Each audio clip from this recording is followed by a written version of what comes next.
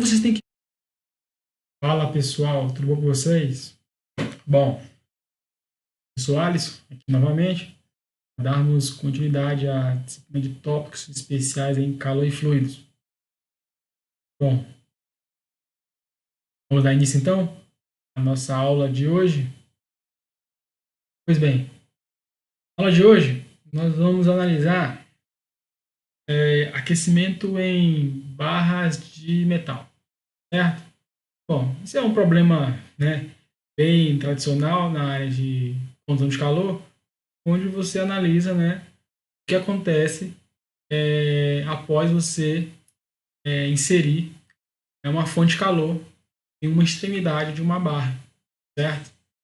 Então, o que se espera é que o calor, né, inserido numa ponta de uma barra, ele será, né, conduzido ao longo da barra, mediante a existência de um gradiente de temperatura. Mas a pergunta é a seguinte: mas aí, como se dá a distribuição de temperatura numa barra? Certo? Como a gente pode analisar melhor esse problema de transferência de calor? Bom, existem diversas formas, né, diversas abordagens que a gente poderia aplicar esse problema, analisar, por exemplo, o tempo que a barra vai levar a atingir uma certa temperatura, ou o tempo que a barra vai levar para entrar em regime de equilíbrio com o meio externo, com a condição, né, aplicada de fluxo de calor. Pois bem, mas na aula de hoje, nosso objetivo vai ser analisar a condução de calor em regime estacionário de uma barra. E para diminuir os problemas que já, né, vão ser já grandes nessa aula de hoje, a gente vai analisar o nosso fenômeno em regime estacionário. Então, veja bem, nosso problema de hoje é analisar a condução de calor bidimensional em regime estacionário de uma barra. Beleza? Vamos lá então? Então, vou mostrar aqui como que vai se dar a simplificação na abordagem do nosso problema. Então, nós vamos considerar uma condução de calor em uma barra de aço. Já deixo aqui já o coeficiente de condução de calor que a gente vai utilizar para essa barra, 63,9 watt metro Kelvin. Nós vamos considerar o problema como sendo bidimensional, 2D, estacionário, ou seja, nosso problema não é transiente. Propriedades que a gente vai utilizar, vamos considerar elas constantes, e não haverá uma fonte de geração de calor interna no problema, certo? Então, como vocês veem aí, o que nós vamos analisar é esse problema bidimensional na geometria retangular, simulando uma barra, certo? Onde, em um lado, a gente tem a geração de calor, está ilustrada como QO, certo? QO duas linhas. Então, isso aqui é o fluxo de calor que vai entrar na nossa barra. Então, imagine que isso aqui seria, né, o aquecimento, né, acontecendo na barra devido a uma fonte externa de calor sendo inserida, certo? Onde as outras três superfícies da barra estão expostas, né, ao meio externo, onde nós iremos considerar uma troca de calor por convecção nas outras três extremidades, nas outras três superfícies. Então, no problema bidimensional, nós temos quatro superfícies. Nesse caso, uma superfície está tendo uma imposição de um fluxo de calor, certo? E as outras três estão trocando calor por convecção com o meio externo. Da mesma forma, o mesmo H é a mesma temperatura do fluido externo. Então, vamos considerar aqui as dimensões da placa. L, 300 milímetros. Essa medida aqui, W, é no eixo Y, de 100 milímetros. O fluxo de calor está sendo inserido na placa devido a uma fonte externa. Vamos considerar como sendo de 5.000 watts metro quadrado. Tá? O coeficiente de convecção, H, vamos considerar igual a 20. watt metro quadrado Kelvin. E a temperatura do fluido, 30 graus Celsius. Faltou aqui o grau Celsius. Certo? 30 graus Celsius a temperatura do fluido externo. Certo? Bom, então, esse problema em questão, problema bidimensional,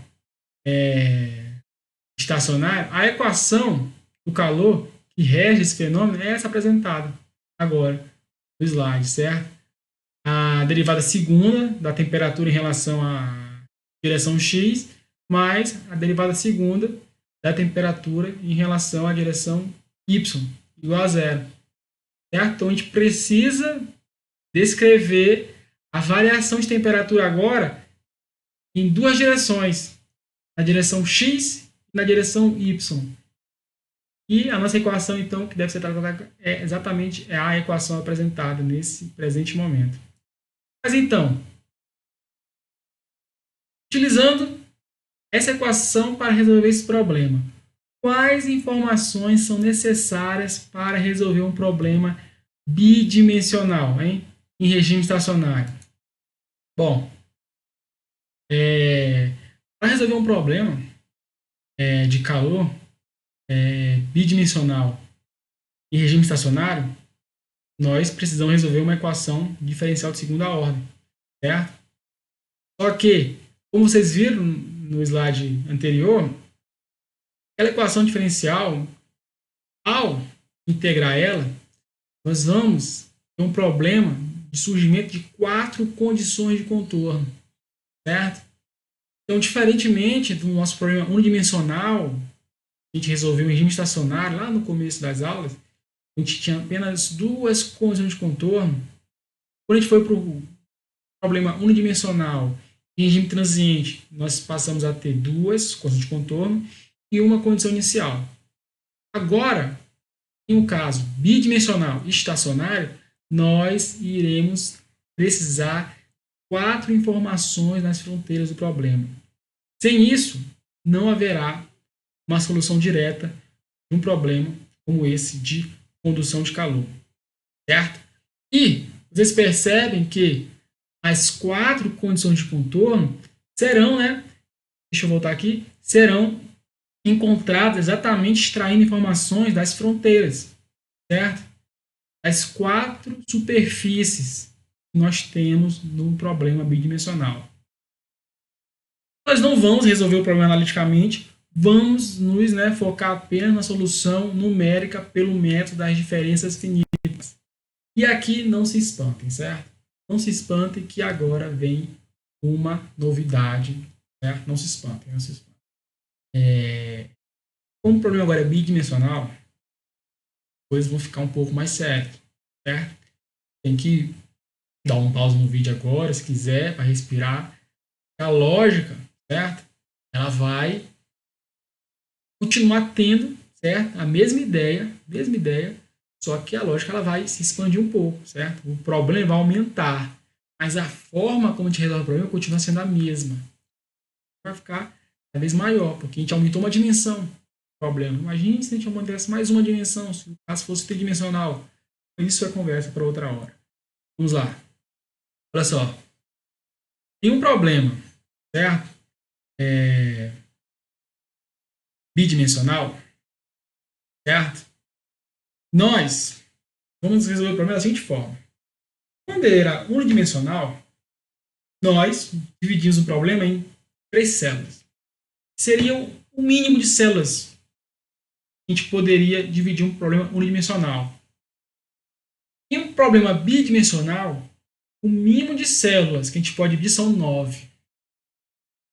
Certo? São 9 células. Por quê?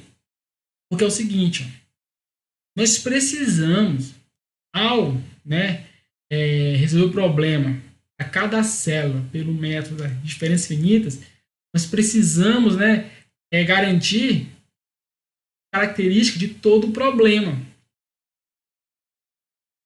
Certo? Então, em um problema unidimensional, vem para cá. Um problema unidimensional, certo? O que é necessário é apenas 3 células. Ora, um problema unidimensional, Nós temos duas extremidades e o meio. Então, o que acontece? O que dá vida a um problema unidimensional em relação às condições de contorno são as informações na extremidade inicial do problema e a informação na extremidade final, certo? E o que acontece dentro do problema vai ser função dessas informações nas extremidades. Então, para que eu garanta que eu consegui discretizar as equações adequadamente para um problema unidimensional, eu preciso, no mínimo, de 3 células. Por quê? Eu preciso caracterizar o que acontece na extremidade inicial do problema, preciso garantir, certo, a caracterização do que acontece na extremidade final do problema, e eu consigo também caracterizar o que acontece no meio do problema. Não precisa de mais nada. Se eu conseguir caracterizar essas 3 partes, eu resolvo meu problema unidimensional. Lógico que quanto melhor refino o problema, melhor fica, né, a energia conservada nele. Num caso bidimensional, eu preciso de 9 células. Por quê? Vocês vão sentir o porquê, certo? Ao longo, né, do passo a passo. Por quê? O que a gente precisa? Veja só. Nós temos a condição de contorno de fluxo de calor, certo? Bem aqui na superfície em x igual a 0. Só que vejam bem, a gente, por exemplo, essa numeração aqui, ó, ela pode ser feita de qualquer forma. Eu numerei, né, de 1 a 9 dessa forma porque, né, eu acho interessante, mas pode numerar de qualquer jeito. Mas vejam só, por exemplo, em x igual a 0, vamos ver o que acontece na célula 1. Separar essa célula 1 apenas, a gente perceberia que do lado aqui esquerdo da célula 1, né, na minha visão, a célula 1 ela recebe fluxo de calor. E na superfície inferior da célula 1, ela está exposta à convecção. Então, vejam só, a célula 1 ela tem uma característica especial, que é o quê? De um lado, ela sofre, né, a inserção de um fluxo de calor e do outro lado ela está trocando calor por convecção. Aí vejam bem a célula 4. A célula 4, em relação à condição de contorno, ela tem apenas, né, uma condição de contorno que é de fluxo de calor. Certo? A célula 7 já é um pouquinho diferente. Ela tem uma condição de fluxo de calor à esquerda e tem uma condição de convecção acima dela. Então vocês vão percebendo, se vocês fizerem um geral no problema, vocês vão perceber que cada célula, certo, ela vai ter uma forma diferente de balancear a energia, certo, dentro dela. Então, devido a isso, devido a particularidades do que acontece de um lado do problema, de outro lado do problema, em cima, embaixo, ou nas esquinas do problema, e também no meio, então cada uma dessas células tem detalhes importantes que precisam ser caracterizados. Então, para que você consiga resolver um problema bidimensional por diferenças finitas, é necessário, no mínimo, 9 células. Então, vamos lá. Vamos focar na célula mais fácil, que é a célula 5. E vamos aplicar o balanço de energia na célula 5. Então, deixa eu voltar aqui. Ó. Vamos pegar a célula 5, nosso problema geral, e verificar o que acontece nessa célula 5. Então, vejam só. Na célula 5, eu vou marcar ela como célula P. Eu vou marcar de um lado direito como célula E e do lado esquerdo como célula W. Até agora não tem novidade. A novidade agora é que, além das vizinhanças à direita e à esquerda, nós também vamos ter vizinhanças acima e abaixo da nossa célula central. Nós temos agora uma outra dimensão sendo considerada. Então, a célula acima eu vou chamar de célula N e a célula abaixo eu vou chamar de célula S. O que acontece? O que eu preciso garantir aqui é o balanço de energia. Como o nosso problema é em regime estacionário, eu tenho que garantir que esse calor, certo, que entra na minha célula central seja contabilizado juntamente com essas outras quantidades de calor que estão entrando e saindo. Então, adotando o eixo X e eixo Y dessa forma, certo? Nesse sentido, nós temos que uma certa quantidade de calor vai entrar na célula central, uma certa quantidade de calor vai sair.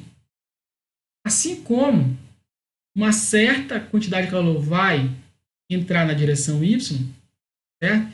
E uma certa quantidade de calor também vai sair na direção Y. Então, o calor vai estar sendo, né, transportado nas duas direções, entrando e saindo, certo? Na célula central. O que fazer com isso? Ora, o que fazer é o seguinte, vamos aplicar o balanço de energia, onde nós precisamos garantir que nessa célula central, no caso da célula 5, a energia que entra, menos a energia que sai, mais a energia gerada, é igual à energia acumulada. Como o problema é estacionário, nós não temos energia sendo acumulada, e como nós não vamos considerar geração de calor interno no problema, essa energia gerada também não tem. Por conta disso, o que nós temos sobrando na equação agora é que o calor que entra menos o calor que sai, mais zero, é igual a zero.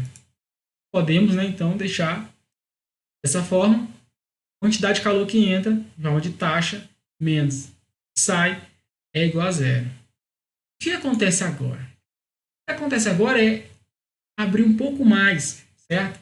Essa equação.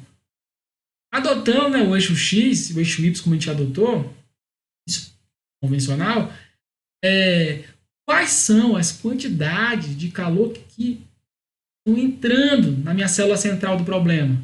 Ora, se vocês perceberem, eu tenho uma quantidade de calor entrando na direção X e uma quantidade de calor entrando na direção Y.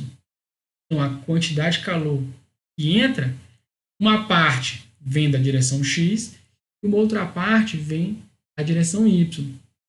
E a quantidade de calor que sai? Também vai sair uma parte na direção X, uma parte de calor vai sair na direção Y. Beleza.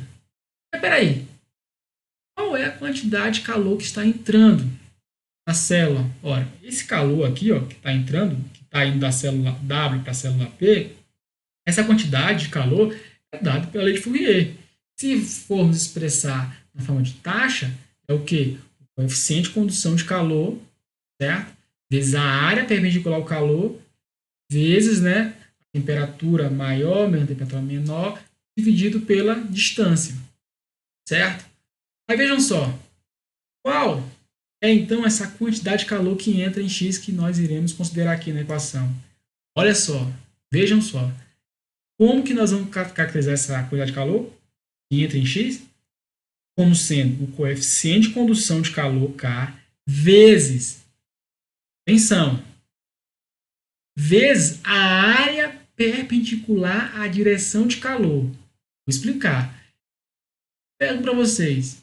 Ó, a direção de calor que entra em X é essa vindo aqui, ó, certo? Que vai de W a P. Qual que é a área perpendicular a essa direção? Bom, a área perpendicular, pessoal, sabe quem vai ser? Vai ser o produto de delta Y, tá vendo aqui, ó? Essa altura aqui, ó, delta Y, vezes a dimensão que ela vai, né, atravessar, né, a tela de vocês. Só que essa direção, que seria, né, uma terceira direção que iria atravessar a tela de vocês, só seria caracterizada se o nosso problema fosse tridimensional. Como o nosso problema é apenas bidimensional, a terceira dimensão a gente vai desconsiderar, então é como se essa dimensão ela fosse 1. Então, a área perpendicular ao calor que entra na direção X seria delta Y vezes 1, que seria a terceira dimensão.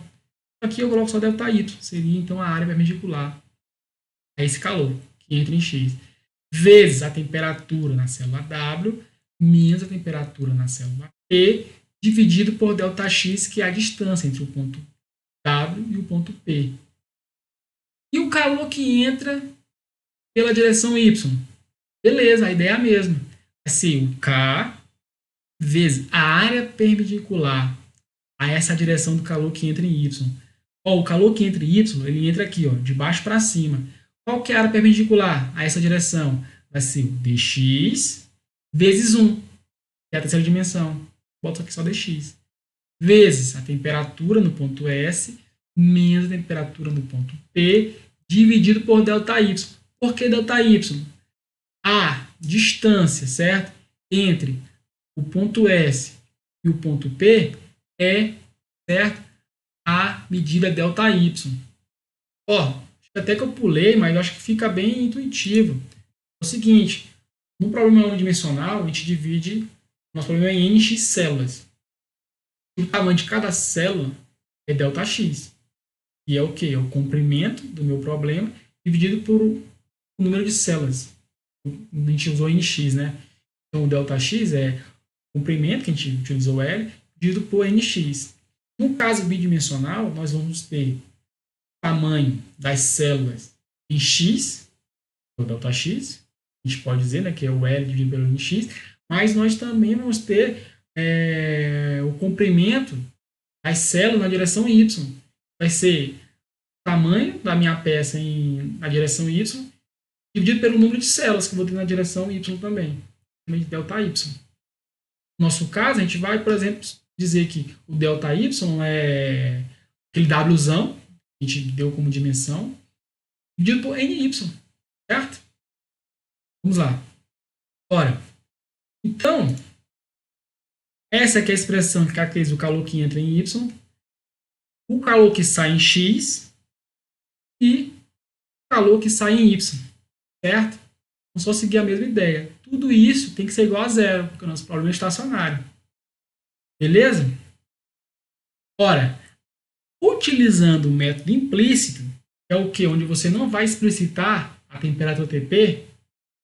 E por que não... já sei outra pergunta. Professor, mas por que não apareceu agora aquele TPN mais 1? Cadê aquele negócio? Bom, aquele negócio, né, que foi a forma como a gente substituiu a derivada temporal em uma diferença, temperatura temporal. Como eu estou falando, temporal, né, aqueles termos só vão aparecer em problemas transientes, certo? Como o nosso problema é estacionário, não vai ter, né, a apresentação daqueles termos n mais 1. Então aqui o nosso problema, a solução, ela vai voltar a ser aquela por matrizes, que eu acho mais interessante para caso estacionário. Então a gente vai montar uma matriz A, certo? Com os coeficientes de P, P, W, Tn, Ts, certo? Vamos lá.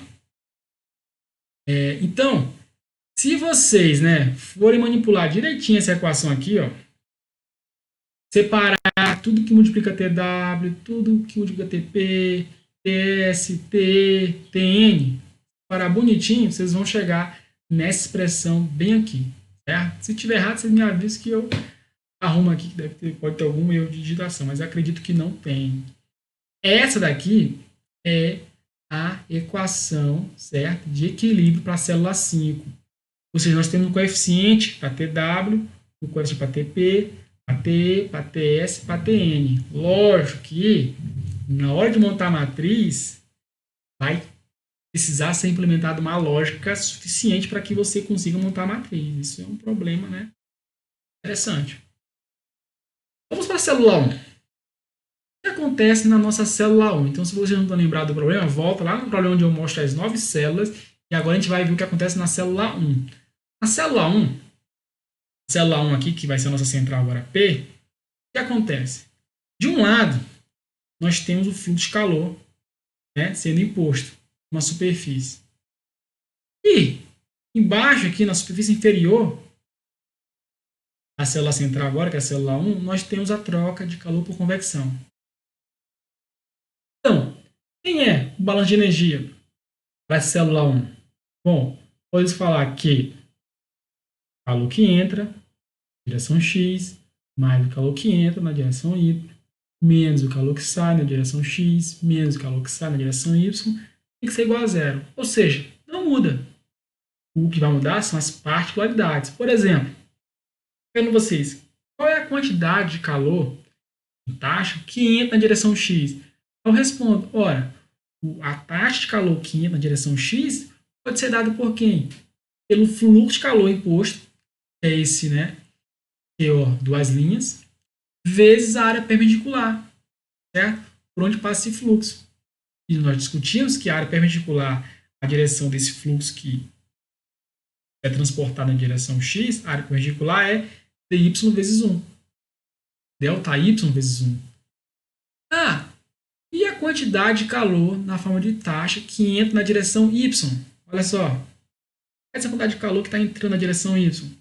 Ora, esse calor que vai entrar na célula aqui central na direção y vai ser devido a esse processo de convecção. Qual que é a forma boa de expressar aqui na equação? Característica. Aí, interessante expressar da forma. Essa quantidade de calor que entra em y, a gente vai falar que é mais, né? H vezes a área perpendicular à direção, que vai ser o ΔX, vezes quem? Olha só, como a gente adotou a direção y como sendo de baixo para cima, então a gente meio que está chutando, certo? Que o transporte de calor vai se dar, né, de baixo para cima aqui na direção y. Por mais que isso não seja verdade, dependendo dos valores das fontes de contorno, não tem problema. A dica é, adote-se um sinal e, se por acaso a temperatura da peça for maior que a do fluido, e na verdade o calor vai passar e sair da peça do fluido externo, não tem problema. Ao imputar esses valores na equação, a própria equação ela vai, né, se comportar da forma como o fenômeno físico acontece. Mas aqui para as equações, o que eu gosto de adotar? Uma direção, em cima dessa direção eu expresso, né, as contas corretamente. Então, vai ficar aqui H vezes ΔX, que é a área perpendicular, vezes temperatura do fluido, menos a temperatura da superfície aqui, ó. A superfície, certo? Chamei aqui de T sup para não confundir com a temperatura da célula central S. Aí, qual é a quantidade de calor que sai de X e que sai de Y? Aí não muda, certo? Continuam as mesmas. Então, aqui, o que aconteceu? Por conta da célula 1, é uma célula da quina, certo? Sabe as 9 células? A célula 1 ela fica bem na quina aqui inferior, certo? À esquerda.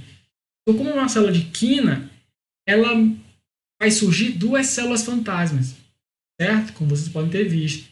Ou seja, duas expressões eu tive que manipular.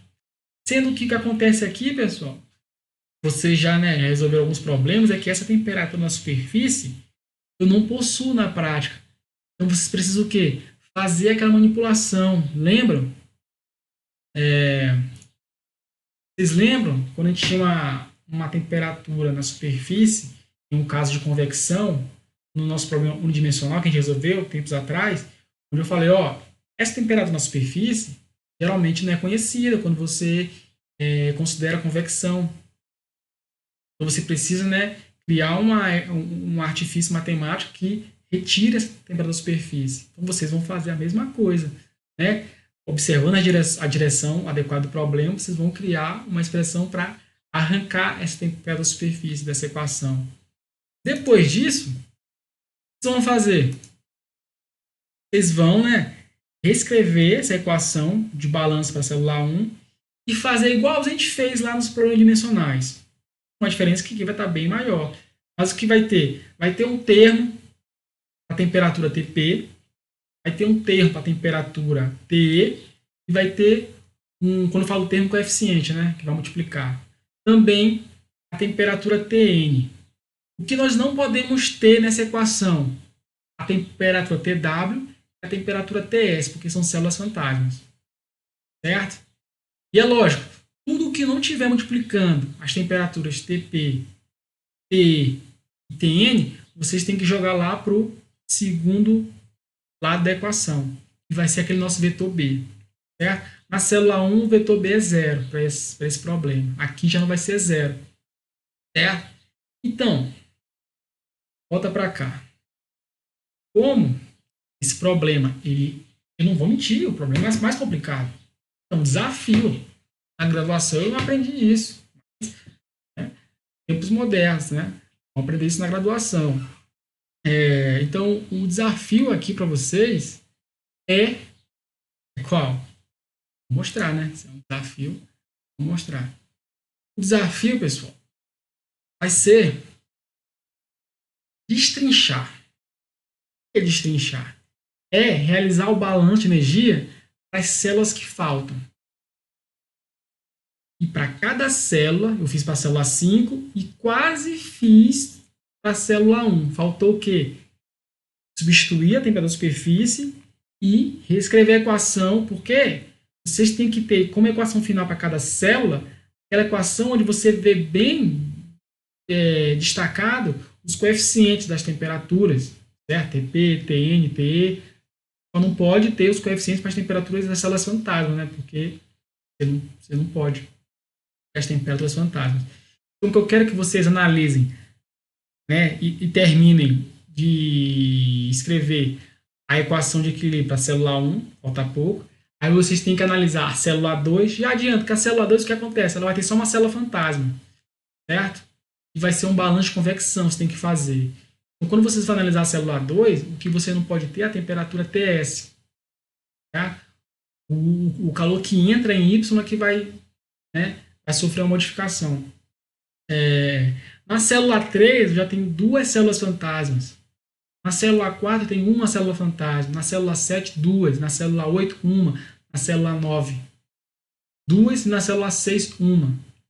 Então vocês têm que ir cuidadosamente analisando célula por célula e montando um balanço de energia. Por quê? Vocês só vão resolver um problema bidimensional se vocês caracterizarem corretamente uma equação de equilíbrio de energia para cada célula, para depois, certo, realmente construir a solução do problema. Então, por enquanto, façam só isso. Vou deixar um desafio aqui para vocês. O problema é que é muito difícil. Para montar uma apresentação, uma solução final disso, vai dar um trabalho danado. O desafio para vocês é o seguinte: eu só vou apresentar, certo, mais, né, dicas e mais informações sobre a solução desse problema, e como que resolver ele no MATLAB. Se esse vídeo aqui tiver 100 curtidas, 100, se vira aí, manda para a mãe, manda para o pai, manda para o cachorro. Se esse vídeo aqui chegar em 100 curtidas, eu monto aqui uma apresentação para mostrar o avanço desse problema. Mas por enquanto, vocês são responsáveis por encontrar as equações, certo? As equações para que sirvam, né, para a montagem da matriz A e do vetor B. Não se esqueça que a solução vai se dar exatamente como foi no caso unidimensional. Lógico, vai precisar de uns incrementos de lógica. Beleza, pessoal? E abraço. Falou.